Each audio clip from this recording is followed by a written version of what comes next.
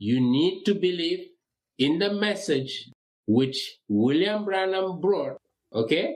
So in addition to believing the gospel, okay, you need to also believe what he called the message. The message meaning he received a special revelation, okay, which is reported in all his sermons as the Elijah of the last day, who's preparing the second coming of Jesus Christ. Thank you for tuning in to the Removing Barriers podcast. I'm Jay. And I'm MCG. And we're attempting to remove barriers so we can all have a clear view of the cross. This is episode 193 of the Removing Barriers podcast. And this is the 6th in the series of What Do You Believe?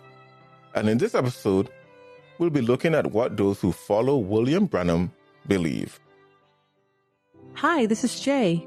MCG and I would like for you to help us remove barriers by going to removingbarriers.net and subscribing to receive all things Removing Barriers. If you'd like to take your efforts a bit further and help us keep the mics on, consider donating at removingbarriers.net/donate. Removing Barriers, a clear view of the cross. And joining us in this episode is Minister Edimof Leopold. It is a pleasure and welcome back to the Removing Barriers podcast.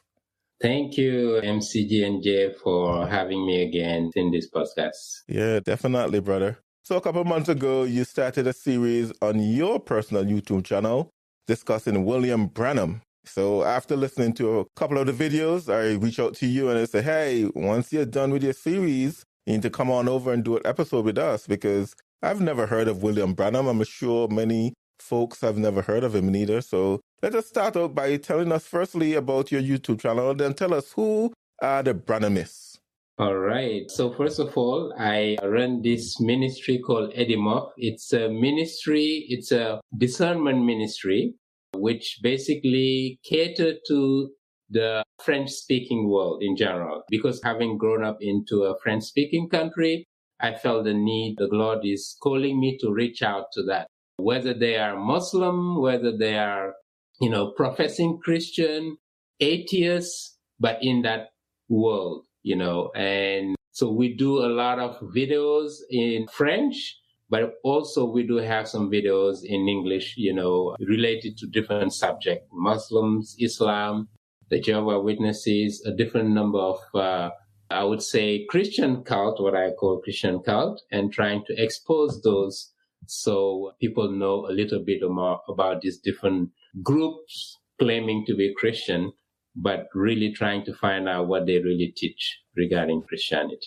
Oh, who are the Branhamists? Yes, so I started, like you mentioned, because I have met in the past several years people who claim, in the United States here, by the way, who claim to be Branhamists. So several years ago, I did not know much about them. I simply heard about the name.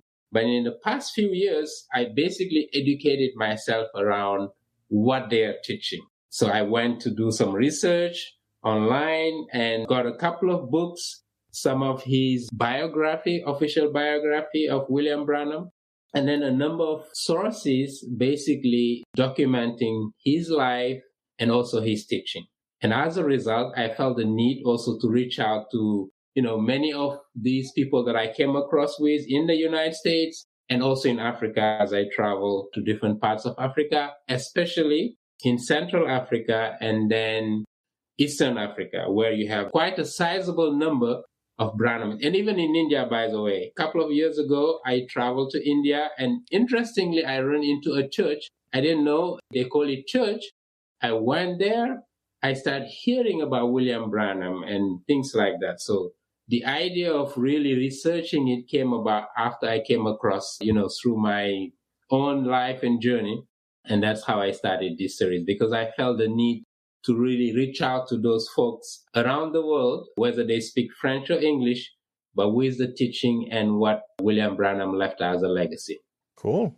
So I don't know whether to call them the Branhamites or the Branhamists, but Branhamists. I call them Branhamists, actually. Yeah, okay. Branhamists. Okay. Yeah. So there's this man, from what I understand. Now, I am coming at this as a complete noob. I have never even heard this man's name before, but apparently he was some big somebody. And Yes. I suppose my question is, Are there people who, to this day, that call themselves Branhamists, in spite of perhaps his teachings being brought to light to see how unbiblical they are, they still hold on to it? And what's their logic for that? Do they consider themselves to be Christians?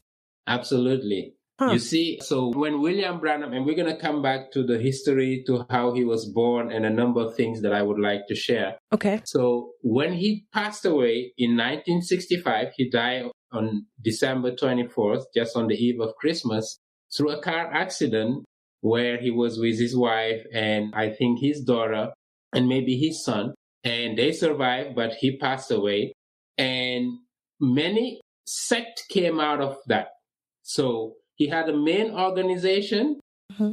And now, for instance, unlike the Jehovah's Witnesses, where you have a central, authority, which is basically controlling everything and spreading their own words throughout the world, William Branham has a main church in Jeffersonville, where his hometown, but they have multiple sects and they don't teach the same thing. They have different leaders, and that's how basically the organization was developed. So you have, to this day, as I was saying, about between 2 million to 4 million people around the world. Oh, wow. Wow.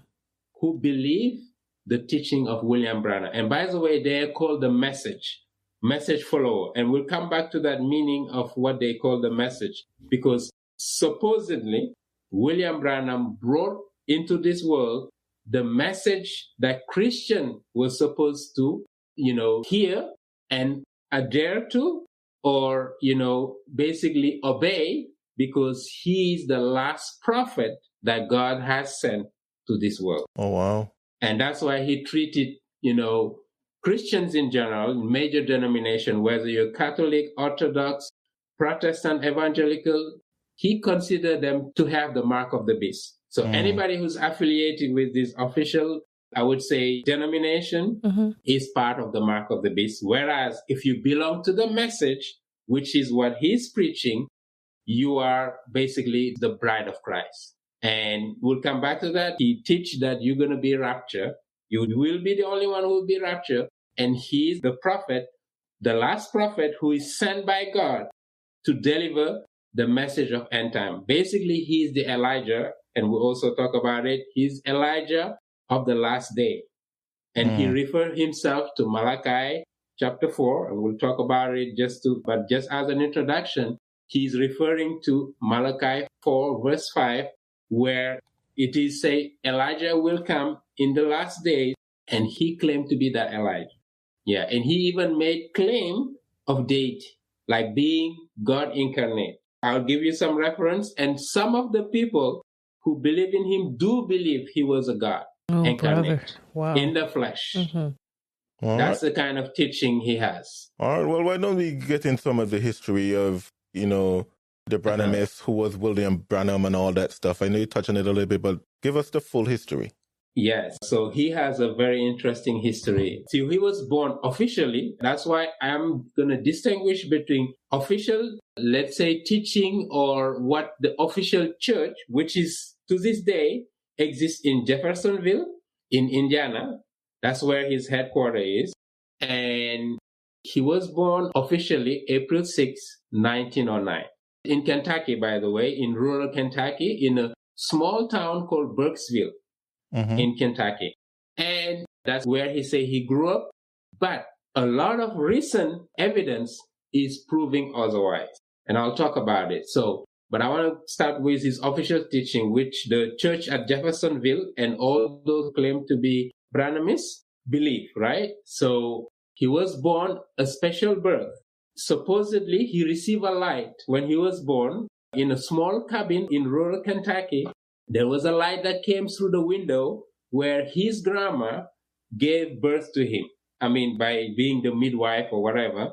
And when the grandma was giving birth to him, a light came from the window. When the grandma opened the windows, as soon as he was born, a light came and was, revolving around the bed where he was born. And some version of that are saying then that light was there maybe for a couple of hours. Other versions are saying it stayed there for 2 days. So throughout our discussion today, you will notice that he has multiple versions of the same story. That already should caught our attention. If somebody claimed to be a man of God, we should have some consistency throughout, right? You're not going to see the prophet Jeremiah or the prophet Ezekiel say one thing and somewhere else the same story with a completely different set of events around that story. Right. And then he grew up like that, and after 3 years, he received an angel visitation. Notice that 3 years, huh? And the angel told him, your parents are going to move from Kentucky to Jeffersonville in Indiana. 3 years old, notice that. Now, when I look at the parallel between what we have in the Bible, we don't see any instance where a 3-year-old, God is appearing to him. And we have so many great prophets throughout the Bible, but we don't have that. But William Branham claimed to be that special person who received that. At 7 years old also, he received another revelation from God. And then the family moved from Kentucky to Jeffersonville. And he grew up in a family, he said his parents were poor. But again, those claims of poverty do not line up with some of the fact that people who were part of this movement, who came out of it, and that's where they reveal a lot of these things. And I'm going to talk about two guys who actually I learned a lot from them because they have a podcast and it's available. You can check it out. They have a series of video. These are former Branhamists from Jeffersonville. One of them was an assistant pastor to the second largest Branhamist church in Jeffersonville. The other one was the grandson of the pastor who succeeded William Branham. So these two guys, when they came out of the movement, they brought a lot of this information out. And their website, and I can give you at the end, one of them is History, William Branham - Historical Research or something like that. And the second guy wrote a book. Actually, I have it right here in front of me. This book, which say, Come Out of Her, My People. This is the pastor, the assistant pastor of the largest Branhamist church in Jeffersonville. His name is Charles Paisley, and very well-documented book. So I use this as a reference for a lot of my video, just to, get a little bit more information about him, about his teaching. And he has a website also called Christian Gospel Church, something like that, .org. And you can have a lot of resources, references, about his teaching. So William Branham then grew up in Jeffersonville. He was not a Christian. His parents were not Christian. His dad, his name was Charles Branham, and he was involved in the sale of liquor, right? They were selling liquor, but at that time, there was a law which had forbidden making liquor, producing liquor in Indiana. Moonshine. And I think in a number of... Moonshine, making moonshine. Exactly. Yeah. And so they were doing it illegally, and they were selling it to the mob, which is in Chicago, and Al Capone, those gangs who were there. His dad was working with a wealthy man in Jeffersonville who were producing this liquor and selling it. So William Branham grew up doing that, getting involved in those activities. But when he described those things, he always described it in a deceitful manner, because he will always say his parents were poor. They lived in rural Kentucky, but when we look at the fact, they moved at least from wherever they were born early enough in Jeffersonville, in the city, and they were involved in that sale and production of liquor, which probably gave them some money. And as a result of getting involved in those illegal activities, his dad was sent to jail. And that was around 1924. Okay, remember he was born in 1909, and around 1924, his dad went to jail. And he did mention, I think, in some of his sermons, by the way, he produced over his lifetime over 1,000 sermons. They are all available, I believe. You can have access to them. And there are books that he has translated, because he had a newspaper or magazine where he was basically promoting all his activities, healing revival, and we'll come back to that in a second. So he was involved with his dad. His dad went to jail, and there were some newspaper that reported he got shot in his leg, okay? And he was hospitalized. That was around 1924. He was still not a Christian at that time. Now, he did not say clearly the reason why, or at least he misled people about the reason behind him being shot. Why? He was saying because he used to lie, how do you call it again? How can I forget the word? You know, when you go to the forest and trying to, how do you call it? Hunting? Hunting, yeah. I had the French word. He used to love hunting, okay?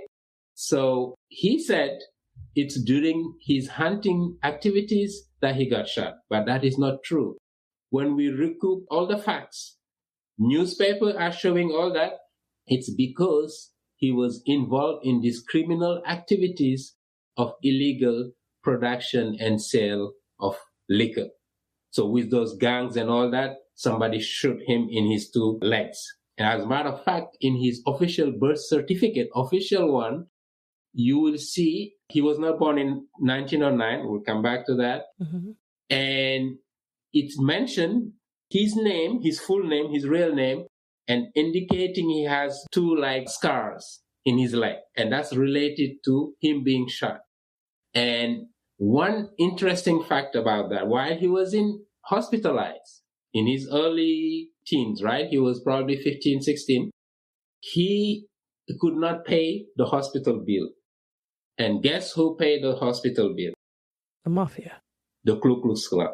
Oh, wow. Now, yes, and we'll come back to that because he was associated somehow with them, but never officially came out to say it clearly.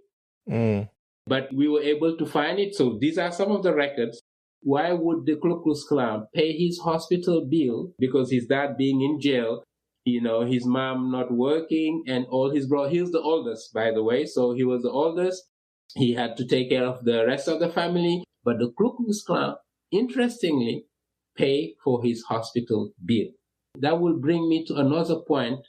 In his teaching, there is something we call British Israelism, which he was somehow teaching, and he had this special teaching called the serpent seed teaching.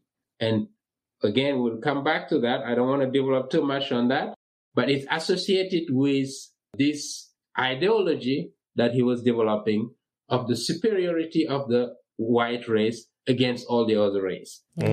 So one aspect here to notice. Now, after that incident, because he was chased by the Ku Klux Klan, he ran away out of Jeffersonville, and for some years, we don't know, he claims he went to Arizona. But some records are showing he did not go to Arizona, he went somewhere else for a couple of years. The question is, why would he move from Jeffersonville? Because there was some issue with the Ku Klux Klan. Some of the heads of the Ku Klux Klan basically there was an internal fight among them. And he left Jeffersonville for a couple of years and only returned in 1929. You notice it's 5 years later, right? Right. In 1929, he came back to Jeffersonville. Why? Because his younger brother died. So he came to the funeral, to attend the funeral. Okay? And now, in his sermon, he will refer to that to say that he came back to Jeffersonville because his brother passed away. But he does not give the detail. Why did his brother pass away? And we got that information from some of these guys who investigate and found out his brother was also involved in some gang activities, and he stole a car, and he was caught, and I think he got injured or hurt or shot or something, and then after some time, he passed away from that. But he never specifically say that's the reason why his brother died. Again, to tell you that William Branham, throughout his life, had this tendency of hiding certain truth, and you wonder why. But as we expose his life, you'll come to realize why he's doing that. And coming back to his name, he was born According to official record, first of all in 1908, but his official biography say he's 1909, okay? Mm-hmm. And he was born as William Marvin Branham. Notice well the middle name was Marvin. Mm-hmm. He changed that middle name to Marion. Now, officially, right now, when you look at the official documents of those who are Branhamists, they call him William Marion Branham. And there's a reason why he changed his name. He changed his birth date, he changed his middle name. Why? Because, again, he claimed to be the Elijah of the last days, the last prophet that God has sent basically to prepare the second coming of Jesus Christ. Okay? Mm-hmm. So why did he change his middle name? Because he's claiming the prophet Abraham, right? When you take the name of Abraham, he has 7 letters. Okay? That make him a true prophet because the number 7 is a number of completeness, perfection, etc. As we know in the scripture, we have those references.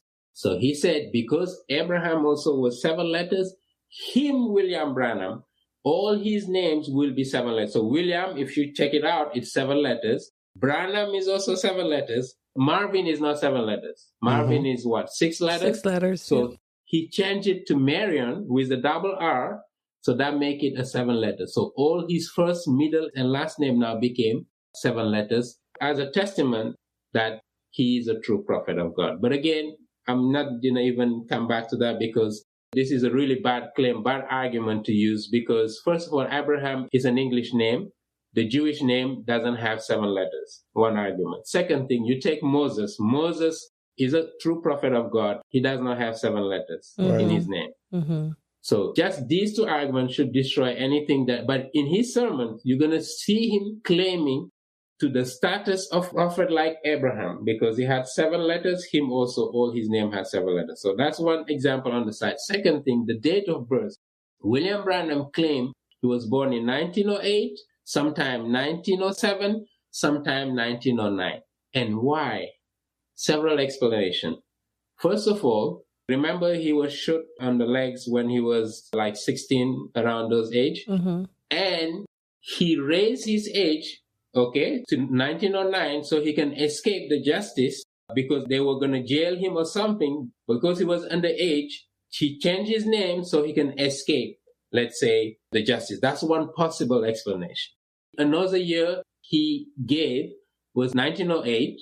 Why? Because he said he was born the next day that a previous prophet, so-called prophet also, his name was John Alexander Dowie. John Alexander Dowie was the pioneer of this movement called British Israelism, okay? Mm-hmm. He's from Scotland. He migrated to the United States in the early 1900s or maybe before, like in 18-something. He migrated from Australia, by the way, to the United States. And he started this movement of trying to return to the original apostles, right? They call it that movement like restoration movement. And he's claiming, he's a faith healer and he's one of the precursors of the world faith movement. Mm-hmm. John Alexander Dowie. And William Branham participated also in that and influenced a number of these world faith preachers in America, like Kenneth Hagin, we'll come back to those, T.L. Osborne, Oral Robert, A. Allen, etc. A number of these guys who were part of, let's call it the second wave of Pentecostalism. Mm. And they call it the latter rain movement, where they had, starting from, let's say, late 30s, 40s, 50s, 60s, they had this wave of Pentecostalism where they developed a number of ideologies, or if you want, doctrines, and William Branham was one of the leading figures in the second wave. Now, the first wave, if you remember, in the early 1900s, you had this Azusa Street movement where they start speaking in tongues. Again, the restoration wanted to go back to the original apostle.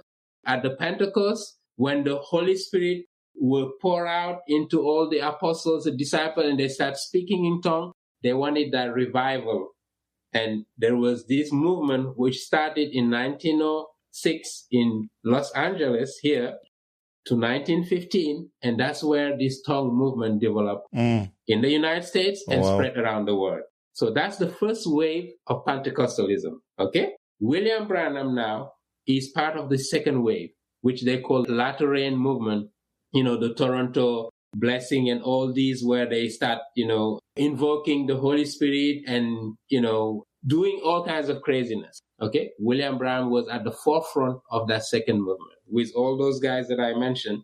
So now, coming back to John Alexander Dowie that I mentioned earlier, John Alexander Dowie started this movement where he's trying to restore. He created a city called Zion City in Chicago. Mm-hmm. He moved from San Francisco where he actually, he actually ripped off some members of his organization. He had a Christian organization there and they sued him and his reputation was torn out in San Francisco. So he had to move from there to move to another city, Chicago. Okay? He created this city called Zion City in Chicago. I don't know if it still exists to this day, but he created in the late 800s, beginning of 20th century. And what was that movement? Again, he wanted to restore Christianity in America and, to Christian living in the city that he created. And how did he do that? He asked his followers to contribute by giving some money so he can buy some land in Chicago, and he used that to buy land. And now what happened? He created a scheme, really clever scheme, where he asked those people, he said, this is the city of God, and we're going to implement some Christian, I would say, way of life. You understand?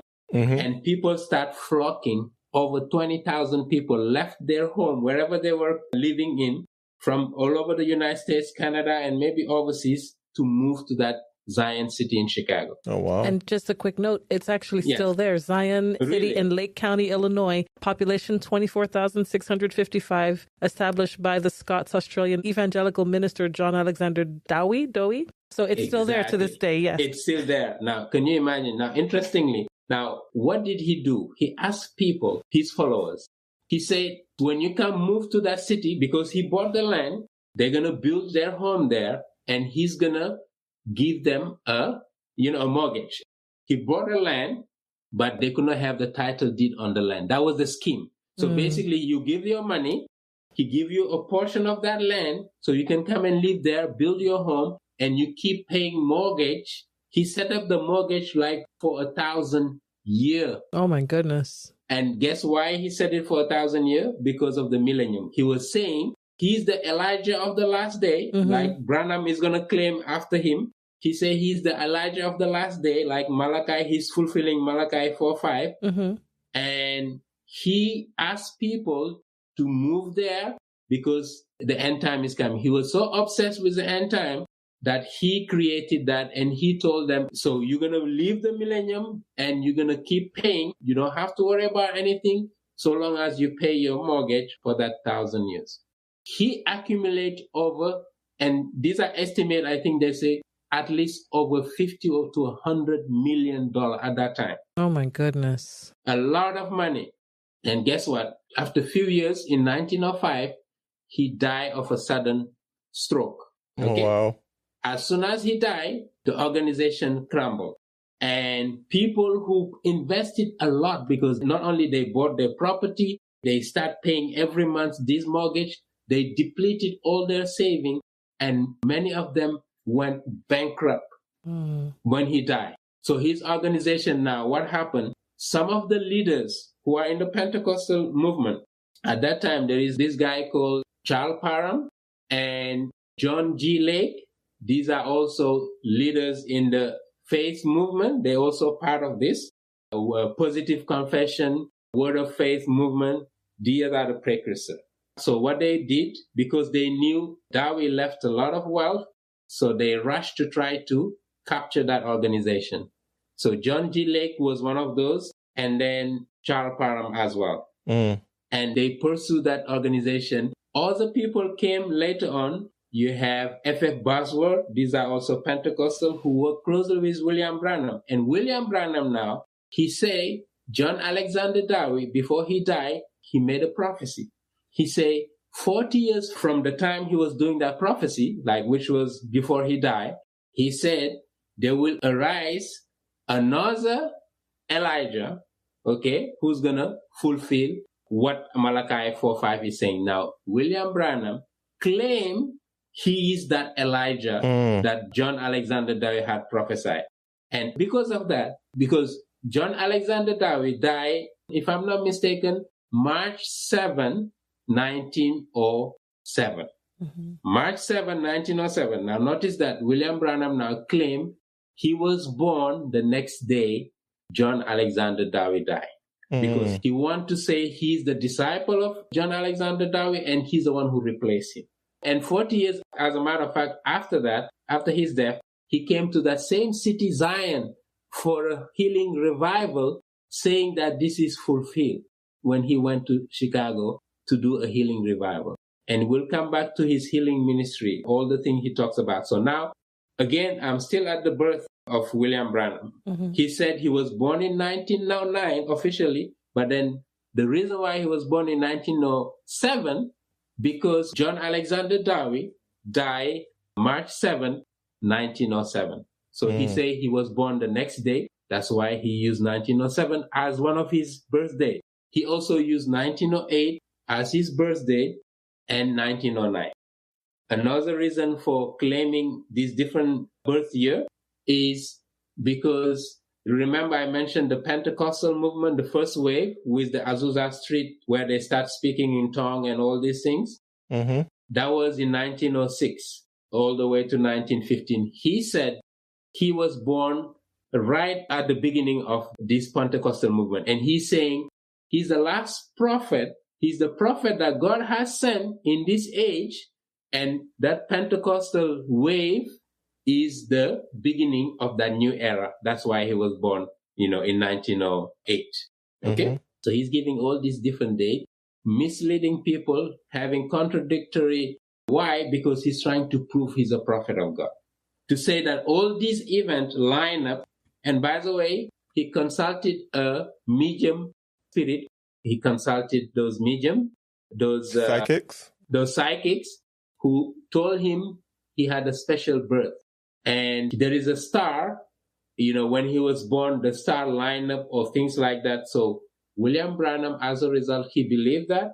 And he also changed his birthday based on what that psychic told him about his birth and all the special thing he was going to do in his life. So that's the beginning of William Branham. Now, coming back to his conversion, how he became a Christian before becoming a pastor. Remember, he came back to Jeffersonville in 1929 when his brother passed away. He did not give the reason for his brother passing away. And then that's when he said for the first time he prayed. Okay? For the first time he prayed. And he said there is a light. Again, all his life, there is light appearing to him, visions, angel coming to him. And he said that light, after he prayed, led him to the church, one church in Jeffersonville, led by a pastor called Roy E. Davis. And notice that name, Roy E. Davis. I was telling you earlier that William Branham claimed that he was born in rural Kentucky, right? So this pastor, Roy E. Davis, lived in Texas, was from Texas, and it seems some records are saying that he was also from Texas. But again, to give this image of being a prophet, that God took somebody who's, humble beginning from rural Kentucky and elevate him to the status of prophet for the whole world. Some evidence is pointing to the fact that he knew this pastor, Roy E. Davis, from Texas, because their family were friends or neighbors or something like that. And there is a town in Texas called Burkesville, the same name as the town he was born in Kentucky, right. Burkesville. So notice those names. So that light led him to that church founded by Roy E. Davis. And notice who Roy E. Davis is. Roy E. Davis, he's a pastor, he said, Pentecostal pastor, but he was a criminal. First of all, he was in the Ku Klux Klan. He was recruiting members from his own church to be part of the Ku Klux Klan. And not only that, he was involved in prostitution. Oh, wow. He got caught having, sexual intercourse with a minor. At that time, remember, this is the 1900s, where there was a law, and during the segregation time, first of all, getting involved in this sexual prostitution was illegal, and also moving from state to state. So what he was doing, he was taking those young girls from, one state, bringing them into Indiana and getting involved with them. While at the same time, he was married. Okay. When he was going to different revival, healing, not healing, but revival, more like preaching the gospels to different cities, that's when he was involved in those practices. He had an official wife in Texas, if I'm not mistaken, but he was living in Jeffersonville, and also, it seems, a second wife in Georgia. And while having those two official wives, he's involved in, and he got arrested in Jeffersonville at his church while officiating the church service. The police came in to catch him because he was involved with that minor, which was a crime. And multiple other crimes, he was accused of stealing cars, robbing people of their money, etc., etc. He went to jail at least more than 6 or 7 times to jail, in and out. He was, and of course, being involved with the Ku Klux Klan, they were helping him get out, from time to time from jail. So this is the pastor. Now, William Branham was converted into that church. Okay? That was his first pastor. And he doesn't deny it. In his sermon, he mentioned this guy, but he doesn't talk about the criminal activity that this guy was involved in. Now, you will see that after the police caught this guy, the pastor, he was at that church.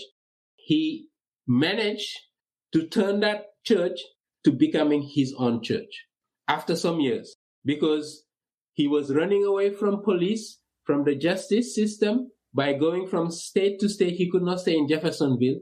In the meantime, William Branham and other people who were members at that church, with part of the elders, etc. And that's where he met his first wife, by the way. And we'll talk about also his first wife. So he became Christian in that church. He said that light that he saw led him to the church of Roy E. Davis. Now, if it's a church of Jesus Christ, who is godly man, do you think the Holy Spirit is going to lead him to a church where there is a criminal who is leading the organization and getting involved in all these things, being in jail, in and out? Definitely not. But that's how he say he got converted. And he met his wife there, and he was ordained as a pastor by that same Roy E. Davis. And I don't think he denied it. Even in his sermon, he mentioned it, but he doesn't give us the full picture of what was involved with those groups he was with. And we will come back to his teaching regarding salvation, and we will find out that he does not really understand what Christianity is, even though in many of his sermons he claimed here and there. But we will see his own declaration, because I don't want to use something that comes from my mouth. These are records through his sermon. I'll give you a few examples on that. So this is his conversion life story. Okay?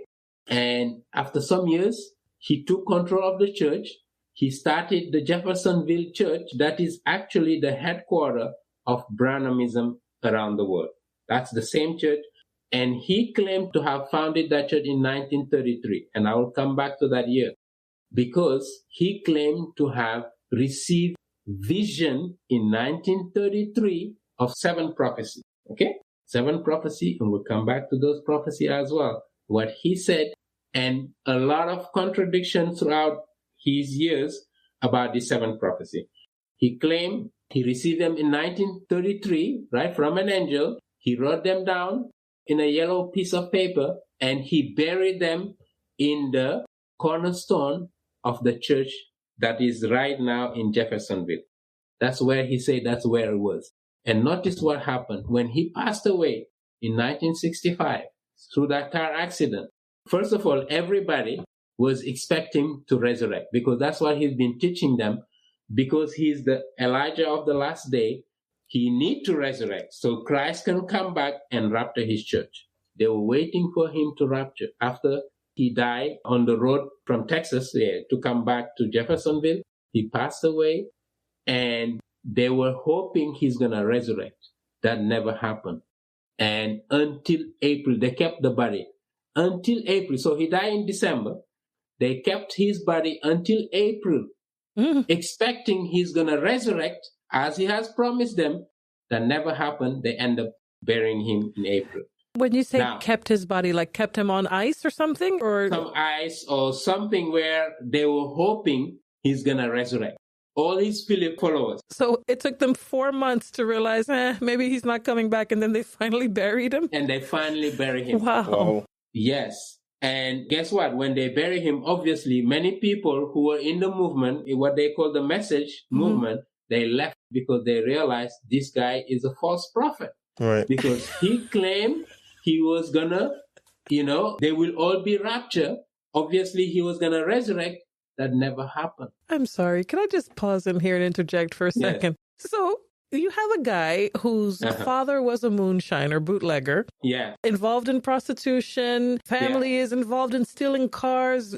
Connected with the mafia and everything. Yes. And you've got all of these being led to a church that was led by a Ku Klux. I mean, so many red flags. And what finally tipped people off that this guy was a false teacher was the fact that he didn't get back up after he died.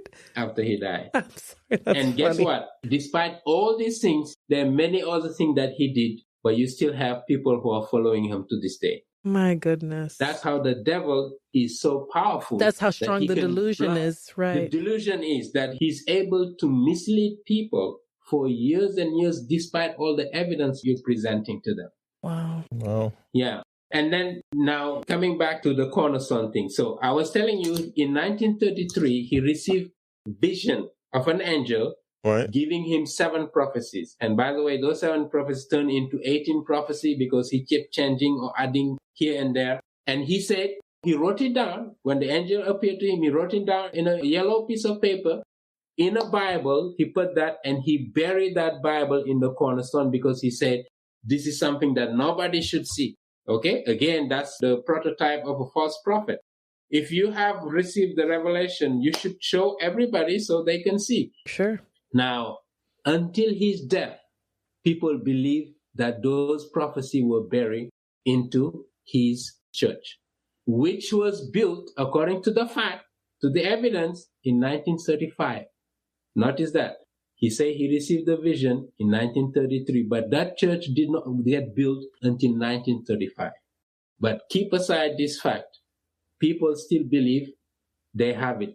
When he died and they buried him, the first thing some people did was rush to the cornerstone because he even announced there is something else that was going to come. He called it, I think, the third pool or something like that, that is associated with those prophecies that are buried in the cornerstone. People rush to dig that cornerstone. They dig everywhere. They could not find a single piece of paper.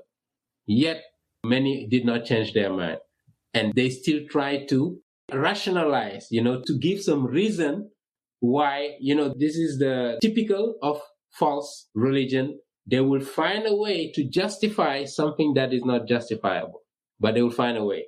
And coming back to how did he expand basically his new religion that he created? He started healing. He received a commission in 1947. Okay? 1947. An angel appeared to him again. He's always followed throughout his life of a healing commission where he's giving a special gift by Almighty God to heal people. And when the angel appeared to him, he told him, if you will get people to believe you, notice what the angel is telling him. Instead of believing God, the angel is telling him, if you get people to believe you, and if you're sincere in your prayer, even cancer will not resist you. Oh, wow. Anybody with any kind of sickness will be healed through your prayer and through the healing gift that I'm going to give you. In 1947, there is a lot of problem with that date because somewhere else in his sermon, he's going to claim he received that gift in 1945. Again, I'm going to leave that aside. But this healing gift he's talking about, there is multiple attestation, evidence from journalists following what he's claiming. He claimed to have resurrected one person in Jeffersonville. Some journalists came around to do investigation. They could not find a spot of somebody who resurrected in his own town. And he claimed he killed many people, multiple people, but he using some technique like many of these false healer, faith healer that we know, who claim that they have a special gift from God, that he say, as Moses received 2 signs. Him also, William Branham, God gave him 2 signs. The first sign was the healing sign, okay? And the second sign was what we call the sign to detect the intent and the heart of people, their thoughts. Mm-hmm. Like he's able to tell you when he just look at you, basically by holding your right hand with his left hand through vibration, and this reminds you of what Hinduism. So this is the type of practice that he was promoting as a healer. So he will put his left hand on your right hand, and when there is a vibration, he starts to get into trance and vibrating, and through that, the spirit is speaking to him and telling him what type of sickness that person has. Yet, his organization that he put in place, they will get all the information of people who are sick that he will line up ahead of time, and as they're coming close, these guys are giving him the name, the address, wherever they live, what type of sickness they have. And he's fooling people to say that, listen, the spirit is telling me you have this kind of sickness, where they already gave the information ahead of time. And that's how he was able to mislead many, many people. People were rushing from all over the United States, Canada, even abroad, to come to be healed by William Branham. But the evidence that we have seen so far is devastating. Because he went, for instance, in Canada, one example I can think about, one lady who was diagnosed of cancer in Canada, and he was the wife of a pastor, and that pastor had invited him for a revival and a healing service in Canada. After the revival service, an ambulance brought his wife to William Branham. He prayed for that woman, and he pronounced right there in front of the husband, in front of another pastor, and he said that woman is healed. Oh, no. You can go home. They get excited. They were rejoicing. They flew back to wherever they were living. 1 week after, just 1 week, the wife passed away. Oh, wow. And even before she passed away, this man was doing a radio broadcast in Canada, and he announced the good news that his wife was healed. Can you imagine, on radio? Then when the wife passed away, what did he do? He flew back to the pastor who invited William Branham in, I think it was in Western Canada somewhere. And he came to tell the pastor, you wouldn't believe what happened. William Branham, I believe him. He said my wife was proclaimed healed because he received that revelation from God, okay? And yet, 1 week later, my wife had passed away. Now, can you imagine what something like that can do to the faith of somebody who had put their trust into this man who's a liar, who is a false prophet, claiming to be a man of God? And guess what? Because he professed that he healed that woman, they gave him a lot of money. People said after those healing services, when he declared somebody healed, he would receive a lot of money. Okay? And nobody know what he did with that money. Okay? Yet he will claim that he's not into money. He's here as a servant of God. But yet they discover when he died, he had $3 million in his bank account. This is record given by his own daughter, by the way. His own daughter, I believe he's still alive, one of the daughter, who actually they shunned from the family because she started revealing some of these secrets from the family. Oh, wow. Yeah, and they did not like it. And it's out there on the internet. These guys that I mentioned earlier, they talk about it, and they have even a video of his own daughter giving that testimony, who was actually in that accident where their dad passed away. She was also there. And she's giving that testimony that they did not even share the inheritance with her when the father passed away. She went to court to try to get it, but they managed to get her out. She's basically completely severed from the family tie because she dared to, to reveal some of these so-called secret of the family. Oh, wow. Anyway, This is the story of William Branham. And he spread around the world, I would say, until all the way to India. You have people who are Branhamists in India. One, as a matter of fact, at some point, there is this leader in India who said he's the one who replaced William Branham when he passed away. He spent some years with William Branham, went back to India, started several churches across India. And he was claiming also to be a healer. Again, a false prophet who deceived so many people. Wow. Since this false religion has spread all the way to India, is it because William Branham himself traveled to those places, or is it just people who believed his stuff happened to move there and then it starts its own cancer cell? He did travel to India. Okay. He did a number of travel in Europe first and in South Africa and India. He's traveled to all those places. Got it. Yeah. Yeah, let's go ahead and get some of the core beliefs. I'm sure you already mentioned a number of them. It seemed like he was Pentecostal in belief. Right. He believed in faith healing. It seemed like he believes that he's a prophet from God. He got messages from God. What are some of the other core beliefs of William Branham, and how does the Branhamists square up with the core tenets of Christianity, if you can compare those? Okay, very good. First of all, he does not believe in the Trinity. Now, in his sermons, this is what is contradictory. Sometimes he will claim that he's Trinitarian, right? Because he's facing a crowd of people who believe in the Trinity. Right. But when he's with crowd that don't believe in the Trinity, like, for instance, the Oneness Pentecostal, those ones don't believe in the Trinity.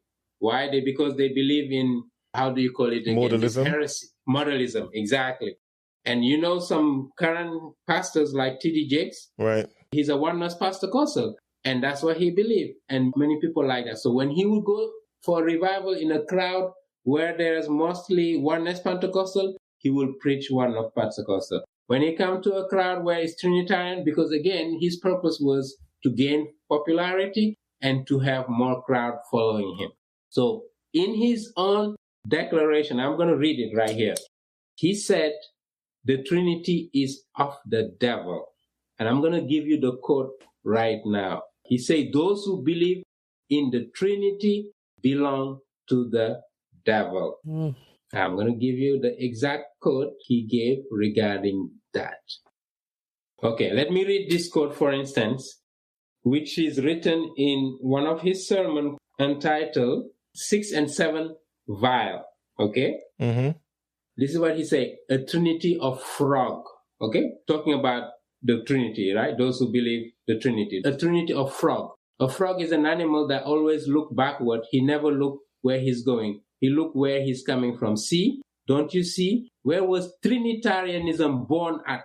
He's telling them. Remember, 3 unclean spirit, individual spirit. Are you getting it? And the congregation say amen. Notice they look back to the Nicene Council. He's saying this is where the Trinity came from. The Nicene Council, where the Trinity doctrine was born at and not in the Bible. Can you imagine that? If somebody who knows the Word of God making this claim, that's how you know he has no clue what the Bible teaches. There is no such a thing. They look back at the Nicene Council at Nicaea, Rome. Nicaea was not even in Rome. It was in Constantinople, Turkey, around that area, where the Trinity was born. And notice where they came from. Notice, and the Trinity of frog, he called it the Trinity of frog, came out of an old Trinity, give birth to a new Trinity, their mother. What would it come out? A Trinity, the dragon, see, the beast, and the false prophet. A Trinity new. For when these frogs come out, when did it? Notice they was there all the time, but it wasn't manifest until between the 6th and the 7th vial, just before the seal was opened to reveal it. One quote. Another quote here, not the third person of the Trinity, no Trinity in it. He is God, talking about Jesus Christ, and God alone made manifest in the flesh. By the way, he's calling Jesus Christ the third person of the Trinity. Can you imagine? This is a quote. In 1963, April 28, William Branham said, now when Jesus came, he wasn't just a man. He wasn't just the third person of the Trinity. Was Jesus the third person of the Trinity?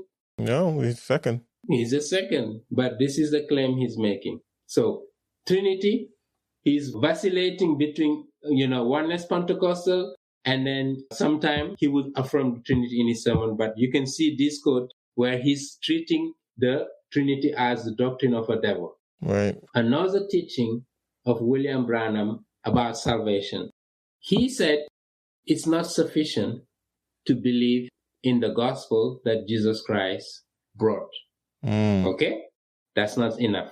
You need to believe in the message which William Branham brought. Okay? So in addition to believing the gospel, okay, you need to also believe what he called the message.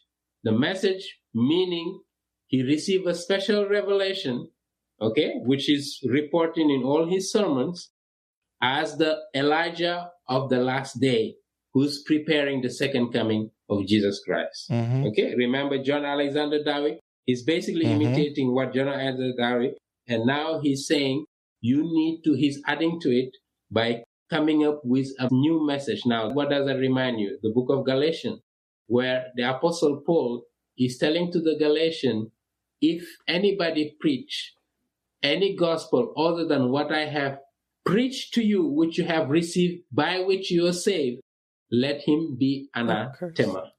Accursed.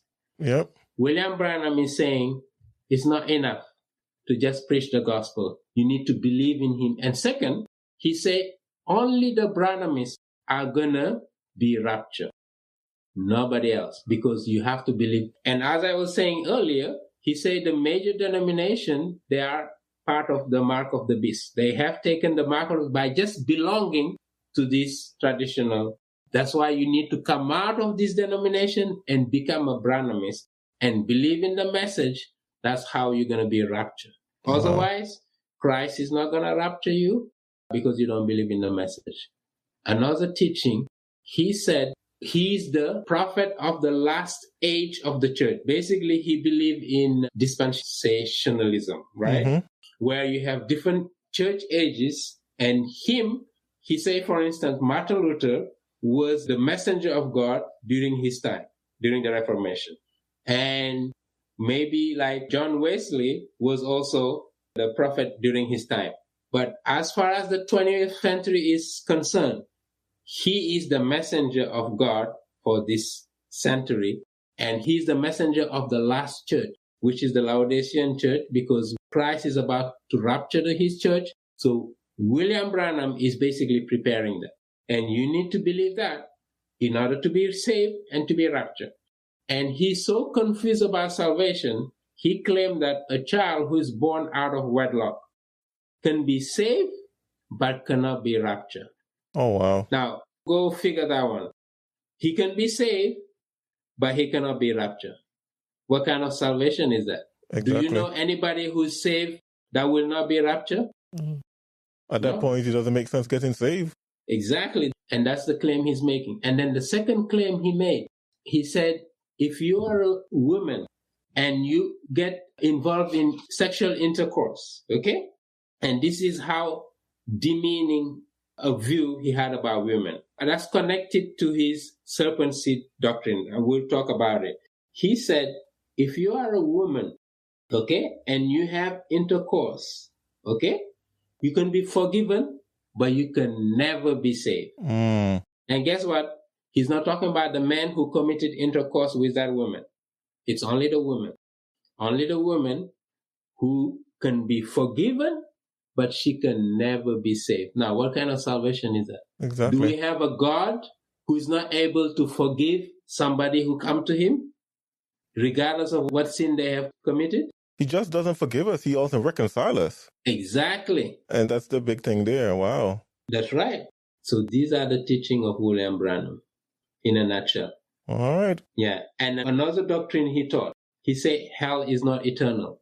Again, and a lot of this teaching, he's basically borrowing from people who came before. He will hear something and then try to, steal it and then pretend God gave him that special revelation to repeat this, to plagiarize the same thing. So he thought, for instance, hell is not eternal because he heard it from the previous Pentecostal people who were teaching, like somebody like Charles Parham in the beginning of the 20th century, the one who replaced John Alexander Dowie when he died. He was one of those early Pentecostals who actually were teaching the same thing. And they got it also from the Jehovah's Witnesses, where they believe when you die, if you're not saved or whatever, you're going to be in hell, but just for a time. And after that, you will get burned or your soul will be destroyed. And that's the same thing William Branham is teaching. He's saying eternal hell is not eternal because it's only for a given period of time. Right. Another teaching, he say Jesus Christ became the Son of God when he was born of Mary in the first century. So he doesn't believe the eternality of the Son of God. He doesn't believe the Son of God was there from eternity past. No, he became the Son of God in the first century when he was born of Mary. Is that what the Bible teach? Nope. Yeah, and a number of these teaching. Yep, John 1:1, in the beginning was the Word. Yeah, and the Word was with God, and the Word was God. Yep. But William Branham said, no, Jesus Christ became the Son of Man in the first century. Yep. Yeah, and the gospel is not eternal. It changed from period to period. By the way, he has a quote, I don't know if I can retrieve it, where he said the gospel that Moses preached was not valid in the time of Jesus. Because when Jesus came, he brought a new message. And similarly, when he came in the 20th century, the gospel that Jesus Christ preached was not valid during this time. So you had to move from that gospel to what he's preaching him as a messenger of God. What so arrogant, basically huh? He's saying, yeah, the gospel changed from time to time, you know. Yeah, you alluded to the seed of the snake. Where did you get into that? What exactly is that? So that seed of the serpent is connected to what I was calling British Israelism. And what is British Israelism? British Israelism is you have a number of these people originating mainly from England or at least Great Britain, right? John Alexander Dowie is one of those. He came from Scotland and he believed that the 10 lost tribe of Israel, he is a descendant of those 10 lost tribes. And it's also a plea about white supremacy. So he's also claiming they're part of a special race, and he's a descendant of those 10 lost tribes of Israel. And that's why they have this dichotomy where some belong to that race of privilege, if you want, descendant of those 10 lost tribes, and the others are descendant of Cain, who was cursed.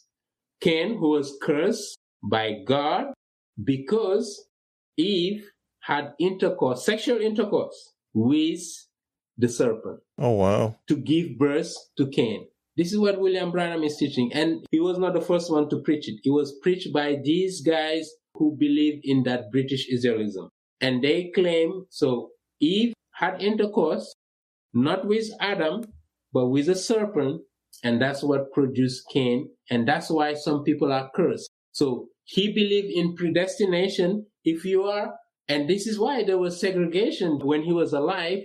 And he was promoting segregation among races in his church. And I believe to this day, if you're a white Christian, you cannot marry a black or another race because you will be cursed. The descendant will be cursed by default. They can never enter heaven because they are cursed per eternity. It doesn't matter if you can come to Christ at some point, no. And that's what William Branham taught in his church. And I believe, if I'm not mistaken, to this day, this is a teaching. Maybe they're going to hide it through some ways, but to this day, they're teaching the same thing. You cannot marry among interrace. Interracial marriage is a curse from God, and any descendant from there is cursed to hell for eternity. Wow. And that's coming from that serpent seed teaching. Wow. Yeah. Well, you're listening to the Removing Barriers podcast. We're sitting down with Minister Edimof Leopold, and we're talking about Branhamists. What do you believe? We'll be right back.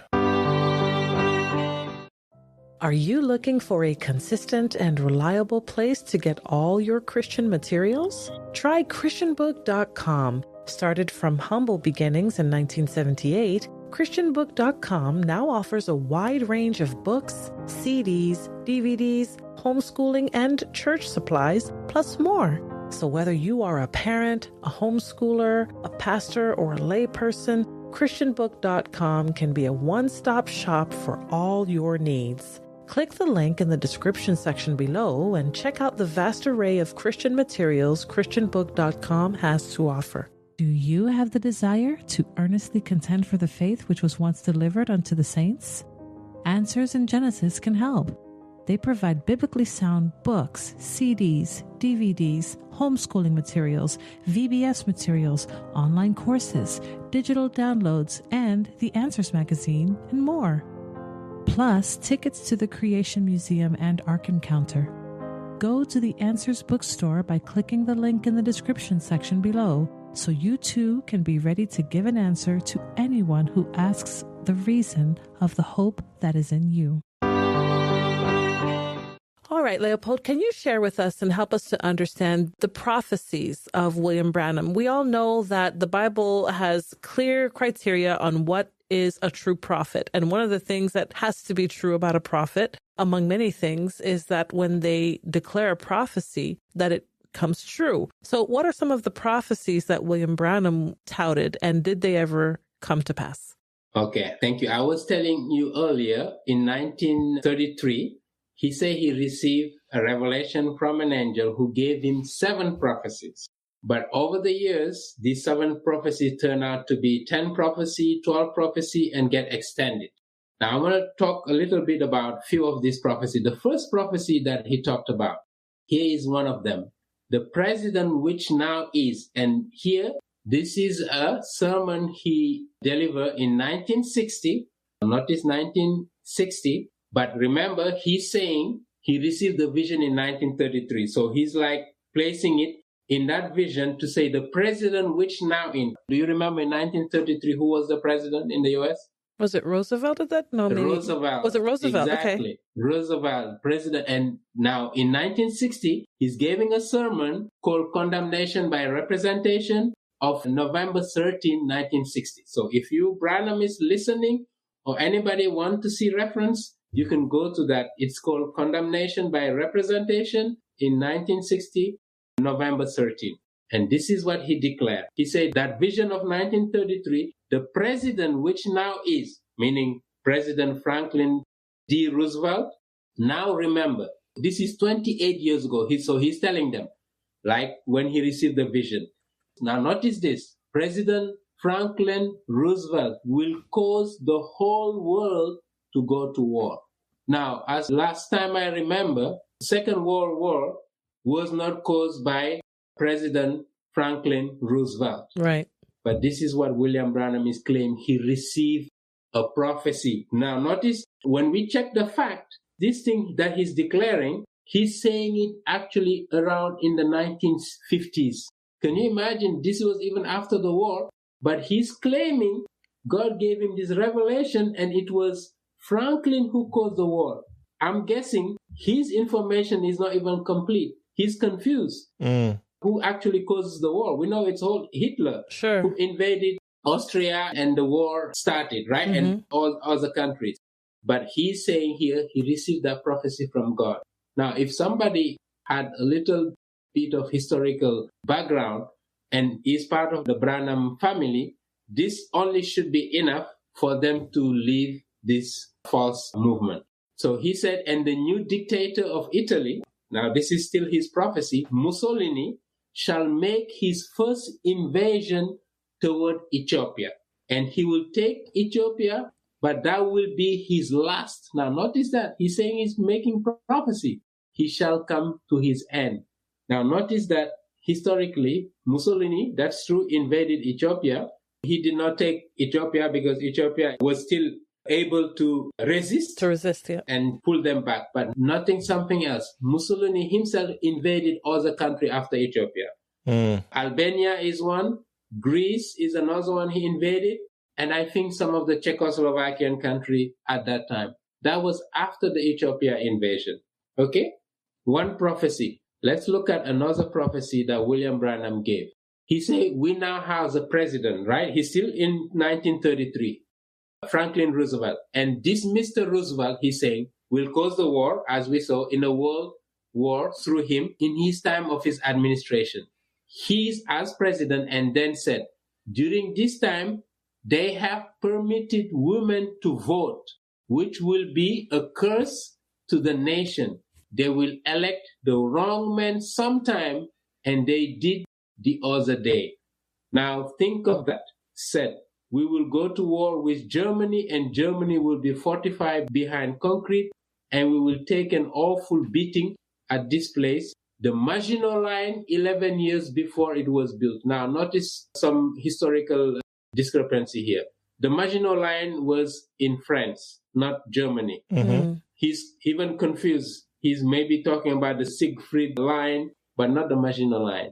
And these are his prophecy that he's talking about, that he received from an angel in 1933. Another prophecy. He gave 7 things in 1933. Again, 7 prophecy would happen. And now every one of them, now notice what he's saying. He's saying those are being fulfilled at the time he's living in the night. This is 1964 now. Another sermon he gave in 1963 called Jehovah Jireh number 2. He said, now every one of them has come to pass of the 7 prophecy that he made. And he said, but 2 things perfectly, just exactly. How that even President Kennedy, now remember this was during the time of President Kennedy, would be taken in. It's right in there on my book right now, told 33 years ago. So he's basically saying we are witnessing what he prophesied that President Kennedy, he's going to become president. And as a matter of fact, the reason why he's focusing on President Kennedy, because Kennedy was a Catholic, right? He was known to be a Catholic, and he has this hatred for Catholics because he said the Catholics are the Antichrist. Along with the communists, they're going to take over this world, okay? The Catholics and the communists. And they say they will be the one taking over the world. By the way, let me read it here. On that same sermon of 1964, he said, it's right in there on my books right now, 33 years ago, exactly how that the Maginot Line would be built 11 years before it built. How that Hitler would rise up and fascism and Nazism and all to bind in communism, and communism will destroy Catholicism. Where has communism destroyed Catholicism? Never happened. Yep. It never happened. And it will, yes, no matter what they do. And show said there will be an ecumenical council and how that all the churches will come together and will fall the image called the mark of the beast. This is why he's saying get out of those denominations because they are the mark of the beast. You will see them right on the road right now. Exactly right. It's got to happen because it's never failed to be. Okay? The next paragraph is say, anybody that ever know it, anybody take them around the world. It's never failed one time. He say his prophecy never failed. Months and years ahead of time is just perfectly right on the spot.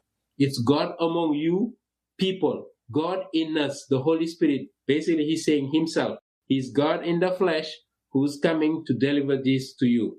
He say, notice, Jesus said the royal seed would be identified by the same thing here in Luke chapter 17. Basically, he's citing Luke 17:30, where he say, when the Son of Man come, he will be, basically, he's identifying himself as being the Son of Man who will come in the cloud. Okay? He's identifying himself as the Son of Man, as God incarnate, William Branham. Wow. Yeah, and another prophecy that a woman will be president, it will come to pass. Okay? And we will start having egg-shaped car, okay, that will drive themselves. He said this is a prophecy that angel revealed to him, and that all will also come to pass. It will come to pass that they will have an automobile perfected into a place that I seen a family driving in an automobile that was glass top and did not have any steering wheel in it. He said this is going to happen as one of the prophecy. So these are 7 prophecies that he talked about, and he said another prophecy is also about this bridge in Indiana that was built around the 1930s. He said he received that prophecy when he was, I believe, 16 years old, around that age. He said the prophecy told him 16 people will die, okay, drown in the Ohio River, okay? And that bridge was at the intersection, I believe, of Indiana and Kentucky, right? So when investigators did their research regarding this prophecy, they identified clearly the bridge he was talking about. And that bridge was built in 1929. So he said he received the prophecy when he was 7 years old. Remember, he was born in 1909.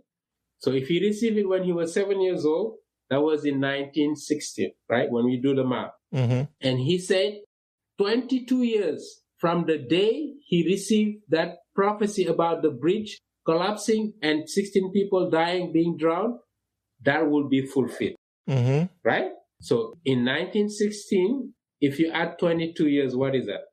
1938. 38, yep. That's 10 years after that bridge that collapsed, and that had not 16 people die, but 2 people.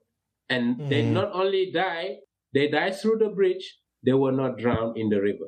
But he made specific, he said, actually, they're going to be drowned in the river. That never happened. Never. And when you ask the Branhamists, what about this prophecy? Can you please clarify? He said 16 people are going to die, and he received it 22 years when he was 7 years old. When you do the math, they don't line up with what he's saying. And when we compare it with the fact, the bridge that collapsed in 1921. And we have evidence. We have newspapers, because, those kind of events don't go unnoticed. The newspaper have to record it. Just remind me, the Baltimore bridge that collapsed, was it 2 years ago or last year, something like that? Yeah, I think it was last year. Was last year? Yeah, I think so. So this is a major event. All the newspapers are going to record things like that. So the same thing in the 1930s, those records are there. We know how many people died. We know what happened, how the bridge collapsed, etc. And William Branham come to tell us he was 7 years old when he received that prophecy. Again, he always take things that happen after the fact and retrofit it into like his visions, like retrofit, so he can claim this is a prophecy.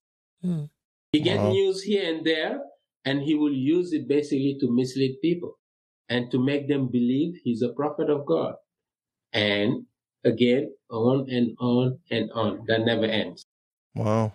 Seems like this guy, wow. So you alluded a little bit on how William Branham believes someone can be saved, and basically it's through his gospel. Elaborate on that a little bit, and also tell us what pitfalls should we avoid when we are witnessing to Branhamists. Yes, so William Branham mentioned, so he's the last prophet who came up with the last message. It's like a little bit Muhammad, who claimed he received the last revelation. Or Christianity, Jesus Christ, they all came, but they did not have the last revelation. So Muhammad had it. The same thing William Branham claimed. All his visions, all the things that he was revealed, he put them into sermons, and they became Bible. And to the people who are from the message, they put, I would say, sometimes the Bible below his own sermon.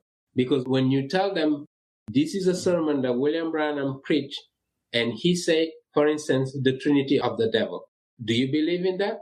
They will believe it over going through the Bible and looking at what the Bible teaches regarding the Trinity. So the sermons of William Branham are sacred to the Branhamists. That's why, to reach them, it's important, first of all, to know what William Branham taught in his sermons, to be able to break it down for them in a way that, and then connect it back to the Bible, so that they can see this guy is not preaching the same gospel that is preached in the Bible.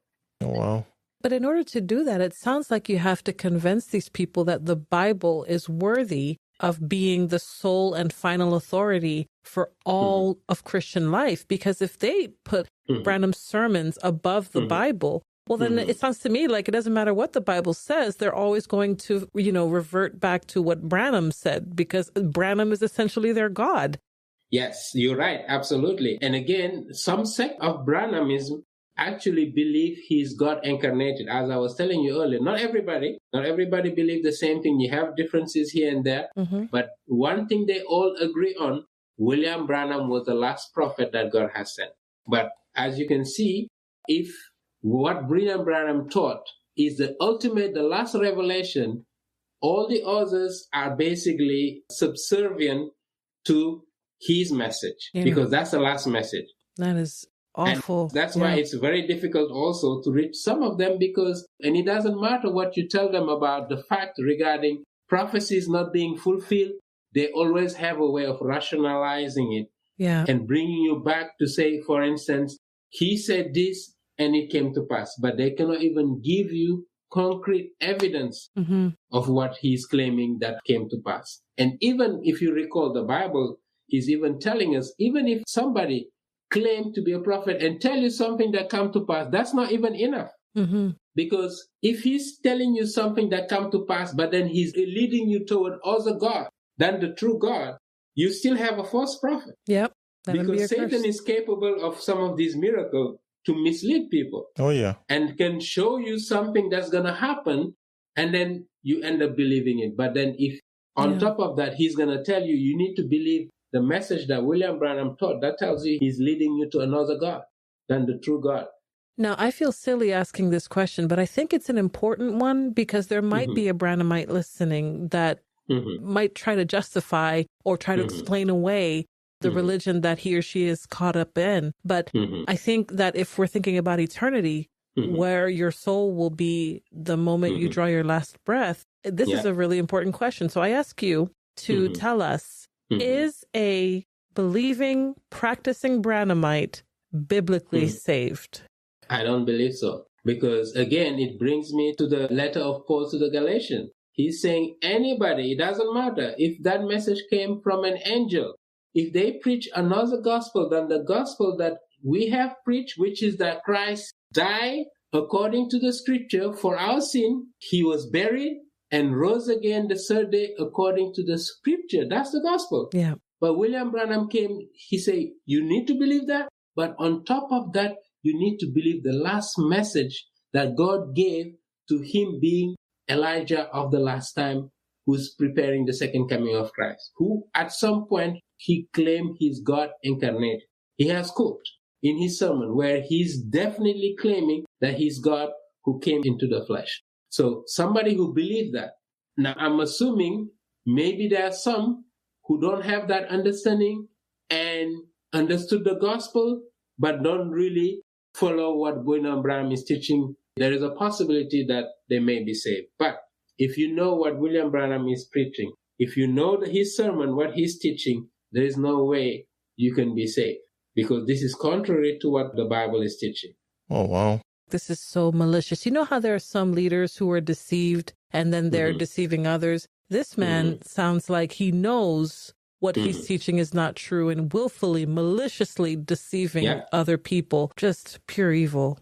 Absolutely. That's absolutely true. And the worst thing about it is he put up a face of a humble man who is not into, but if you look at his record, for instance, his hunting activity, he used to spend extensive, instrument for his hunting activities.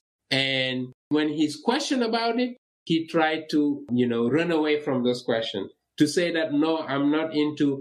At one time, one person gave him, I think it was a Mercedes or, something like a very expensive car. He said he's not going to drive it because he's a man of God. He liked to be a humble life. But yet, when he died, they found $3 million in his bank account. For somebody at that time, now, if you take into account the cost of living and the inflation to this day, that $3 million, maybe today is worth, I don't know, 50 million or more. That's not somebody who's poor, who's claiming to be poor, and who ripped people off by taking money after claiming they were healed from whatever deadly disease that they had.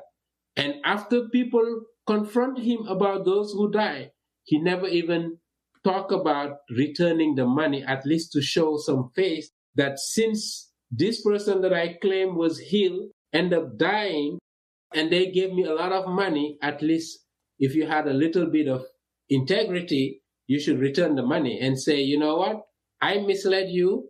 I should ask for forgiveness, but no.